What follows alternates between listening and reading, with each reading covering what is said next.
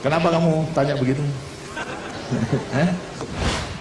Dikenal dengan julukan Bapak Pembangunan Indonesia, Presiden Soeharto sebagai presiden kedua Indonesia memang menjadi sosok ikonik.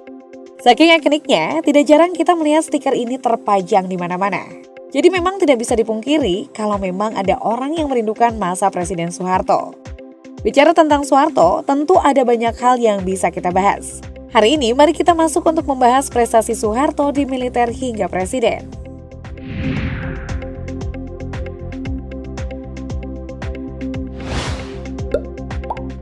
Perjalanan karir Soeharto adalah sebuah kisah yang sangat panjang karena melewati Indonesia dalam 3 fase. Mulai dari pendudukan Belanda, pendudukan Jepang hingga masuk ke masa kemerdekaan. Pertama kali Soeharto terlibat dalam militer terjadi pada 1 Juni 1940, di mana dirinya masuk dalam sekolah militer di Gombong, Jawa Tengah. Setelah 6 bulan menjalani pelatihan, dirinya lulus sebagai lulusan terbaik dan mendapatkan pangkat kopral. Kemudian, Soeharto ditugaskan masuk ke dalam pasukan kolonial Belanda atau Kanil dan bertugas di Bandung. Di tahun 1942, Belanda jatuh dan menyerah pada Jepang. Di sini ada sentimen negatif tentang Kanil di mata Belanda yang membuat Soeharto hidup susah dan harus menumpang di keluarganya. Namun karena tidak nyaman hidup penumpang, dirinya memberanikan diri mendaftarkan diri menjadi polisi Jepang dan ternyata lulus.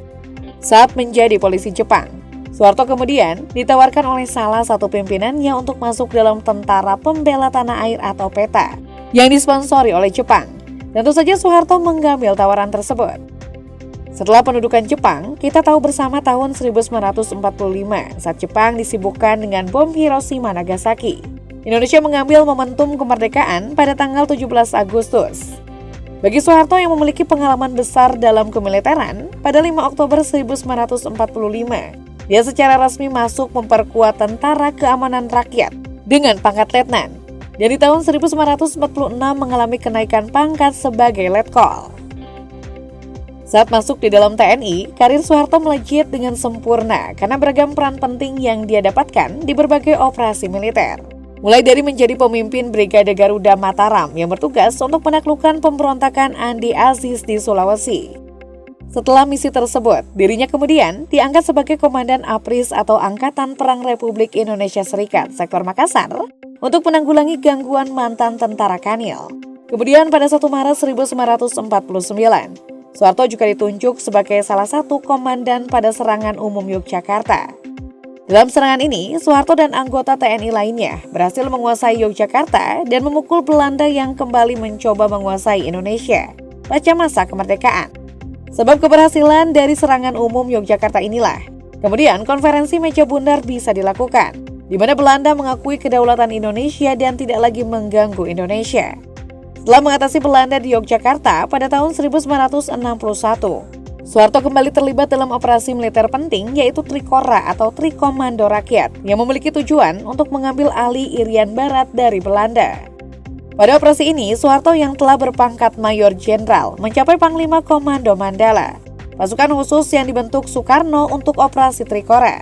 Seperti yang kita tahu, Trikora ini berhasil membuat Papua Barat masuk sebagai wilayah Indonesia. Setelah peristiwa Trikora, karir Soeharto membawanya ke jabatan Pangkostrat atau Panglima Komando Strategis Angkatan Darat di tahun 1963. Tidak lama setelah itu, tahun 1965, dirinya menjadi Panglima Angkatan Darat. Di tahun ini terjadilah G30 SPKI, peristiwa sejarah paling terkenal di Indonesia. Dalam peristiwa ini, Soeharto mengambil peran sebagai Panglima Komando Operasi Pemulihan Keamanan dan Ketertiban atau Komkamtib, yang bertugas untuk melakukan pembersihan pada semua orang yang tertuduh terafiliasi dengan PKI. Setelah kejadian G30 SPKI pada tahun 1966, Soeharto mencapai puncak karirnya.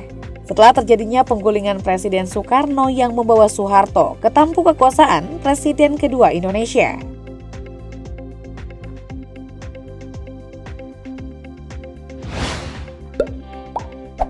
Saat menjadi presiden, Soeharto memiliki program andalannya bernama Repelita atau Rencana Pembangunan 5 tahun. Repelita merupakan sebuah program bertujuan untuk stabilisasi ekonomi dan pembangunan. Repelita diharapkan mampu membendung laju inflasi, di mana saat itu inflasi Indonesia mencapai 650%. Pada masa awal kepemimpinan Soeharto, Indonesia juga memikul utang luar negeri sebesar 700 juta US dollar. Untuk mewujudkan tatanan ekonomi yang lebih baik, Soeharto menggandeng banyak ekonom lulusan luar negeri.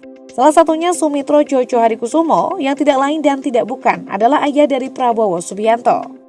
Salah satu tindakan utama yang dilakukan adalah kembali mengintegrasikan Indonesia dengan Badan Ekonomi Dunia seperti IMF, PBB, dan Bank Dunia yang sebelumnya ditolak oleh Soekarno. Hal ini agar Indonesia kembali mendapatkan bantuan dana dan juga investasi dari luar negeri.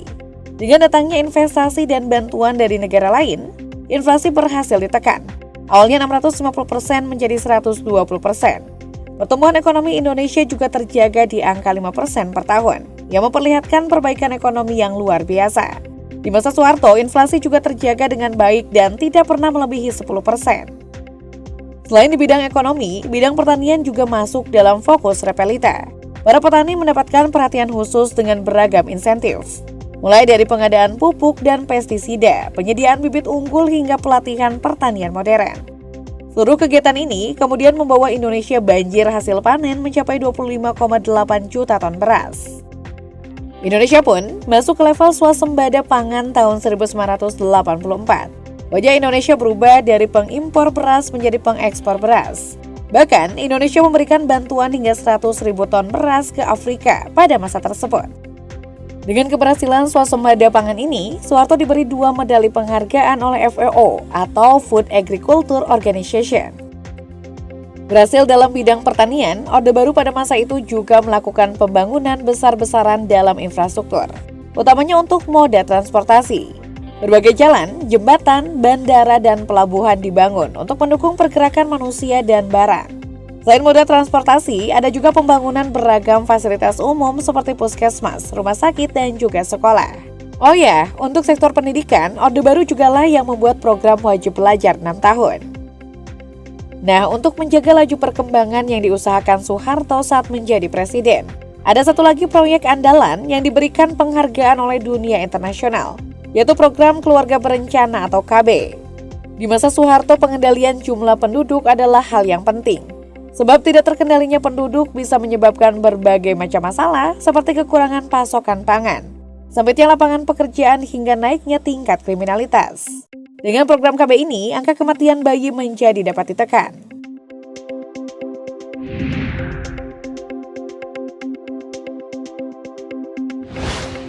Dengan segala keberhasilan yang didapatkan pemerintahan Soeharto di masa Orde Baru, usia harapan hidup pada masa itu juga berubah drastis. Pada tahun 1965, saat awal Soeharto menjabat, usia harapan hidup cuma 41 tahun. Kemudian di tahun 1994 berubah menjadi 63 tahun.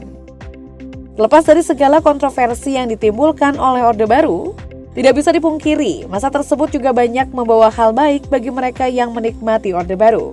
Jadi stiker ini memang wajar masih banyak digunakan hingga zaman sekarang.